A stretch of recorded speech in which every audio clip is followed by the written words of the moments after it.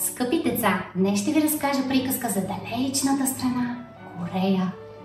Корейците имат приказки за лисици с 9 опашки, за тролове и феи, за добри и лоши хора. Затова, ако искате да ги чуете, настанявайте се добре и слушайте с мен, Леля Лана и Батко Тони.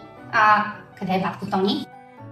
И накрая на всяка приказка ще научаваме по един корейски израз, за да може после да си говорим на корейски.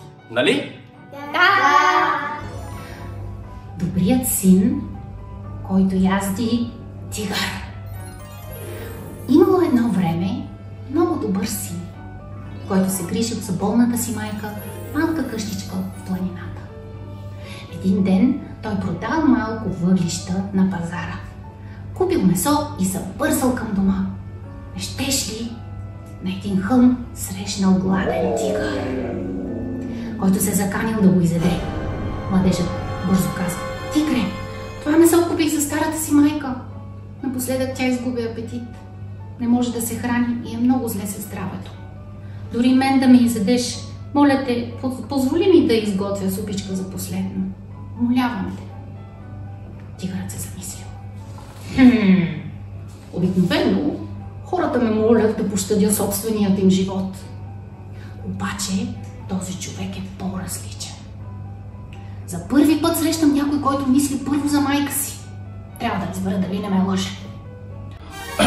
Тогава се качи на гърба ми. Аз ще те закарам, казал тигърът. Качил тигъра младежа на гърба си и запрепускал към дома му. Скок, скок и набързо стигнал там. Младежът сготвил на майка си супа с месото. Гледайки я как се храни вкусно, и рекал: "Мамо, отвори ми се спешна работа и трябва да замина надалече. Известно време, всъщност дълго време няма да мина. Няма да се върнат скоро. Трябва да слезеш да живееш с хората в селото, долу в полите на планината." Тигърът слушал отвън какво говори сина на майка си. Слушал, па се върнал тихо в планината. Младежът се простил с майка си и излязъл на двора, но не видял никъде тигъра. На следващия ден младежът пак отишъл да продава въглища и на връщане отново срещнал същия тигър. "Благодаря ти, тигре, че се вслуша в молбата ми. Вече може и да ме изядеш." Обаче тигърът отново качил на гърба си младия човек. Направил така, защото разбрал колко истински топти неговото сърце за майка му. Така всеки ден, когато момъкът се прибирал към къщи от пазара, тигърът го посрещал и водил на гърба си до дома му. Обаче един ден младежът не открил никъде по пътя тигъра и започнал да се притеснява. Чакал го до залез слънце, но той така и не се появил. Младият човек тръгнал да се прибира сам вкъщи.